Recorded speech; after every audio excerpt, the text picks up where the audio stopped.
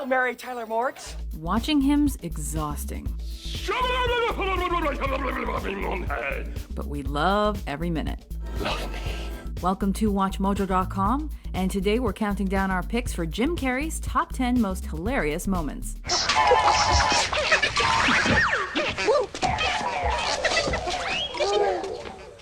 That is a very interesting man. Number 10. Riddle us this, Jim. Somebody tell the fat lady she was on in 5. Batman Forever's casting director had it pretty easy when it came to this flick. Jim Carrey was the only man to play Edward E. Nygma, better known as the Riddler. Riddle me this, riddle me that. The role requires an actor to be energetic, over the top, and all over the place, and Carrey was more than happy to oblige. When he meets up with his new ally Two-Face, that's when the games truly begin. A14. Number 9. Jim's side-split personality. Carrey assumes a two-faced role himself in Me, Myself, and Irene. Charlie Bailey Gates is a doormat who's abused by everyone who crosses his path. That causes him to go nutburgers and develop split personalities, one of whom is a total psycho badass. The on-a-dime transformation between his two selves is something to behold, but when Carrey comes to blows with himself, that's when the real magic happens. Ever been bitch slapped? I'm gonna kill you, I swear to God! Arrivederci, Deadwood. No! Number 8. Here Jim comes to save the day. Here I come to save the day. Playing him with humanity, humor, and a knowing smile, Carrey completely vanishes into the role of eccentric and misunderstood comic genius Andy Kaufman. I will have this Fräulein with the one with the big strudels. To play Kaufman doesn't require only an impersonation of him. Carrey also masters his alter egos. Welcome to the Falling Free Jam. And stable of impressions, including his famed Elvis.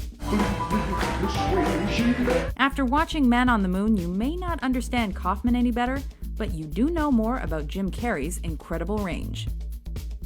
Number 7. Jim has a Titanic-sized freakout. Why did you throw the blue heart of the ocean jewel over the railing of the Titanic? In Bruce Almighty, Carrey plays Bruce Nolan, one of those reporters that always gets the puff pieces, or puff pastry pieces.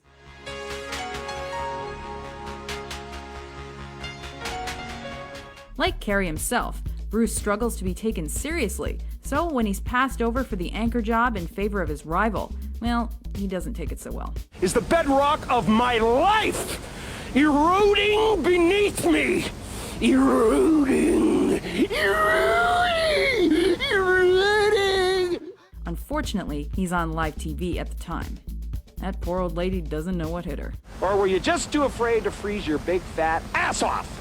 Number 6. Jim So Sketchy.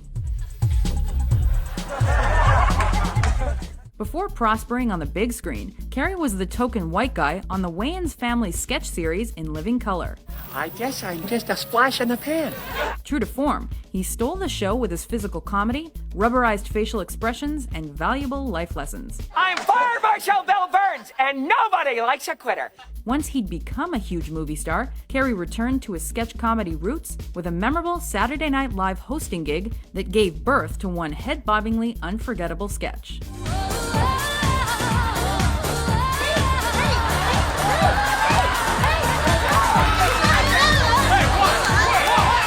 Number 5.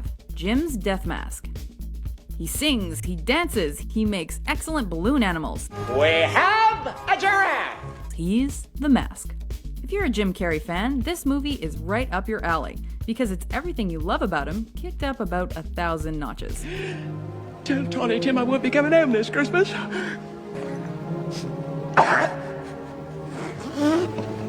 Pardon me. He bounces from suicidal to sing-songy in a matter of minutes. And while his dance number with Cameron Diaz is smokin', it's his faux death scene that's really ready for the Academy. You love me. You really love me.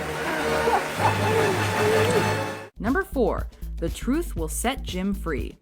It was me! Coming at a time when Carrey was honing his frenzied comic energy, Liar Liar gives us the best of both Carrey worlds, manic and restrained. I've had better. After his son wastes his birthday wish requesting his father be barred from fibbing, Carrey is stuck in truth-telling mode, which, as a lawyer, isn't great. Here goes. I sped. I followed too closely. I ran a stop sign. I almost hit a Chevy. I sped some more. I failed to yield at a crosswalk. I changed lanes in the intersection. I changed lanes without signaling while running a red light and speeding! So he tries to weasel out of it, mind over matter style. The color of this pen is... It don't work. The pen is blue. The pen is blue! Number 3. Jim goes medieval on his ass. Here's how you do a dark psychological thriller the Jim Carrey circa mid-90s way. My eyes! The eponymous cable guy is lonely and well-meaning, but a little unhinged. I can be your best friend or your worst enemy. Just unhinged enough to require the comic stylings of a guy like Carrey.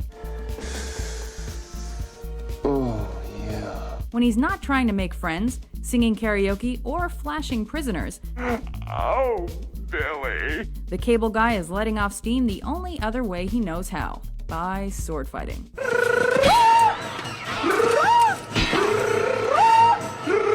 Number 2. Jim plays dumb.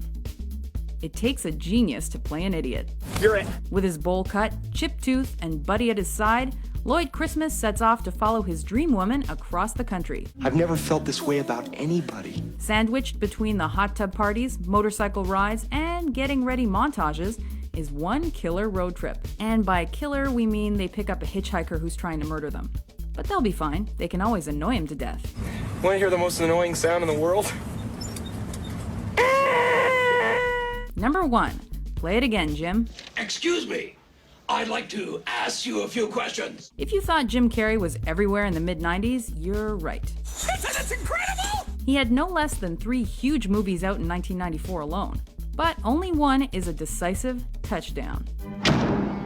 Ace Ventura: Pet Detective introduced Carrey's hyperactivity and elastic face to a wider movie audience, and gave us all the Jim Carreyisms we know and love. The who? The her.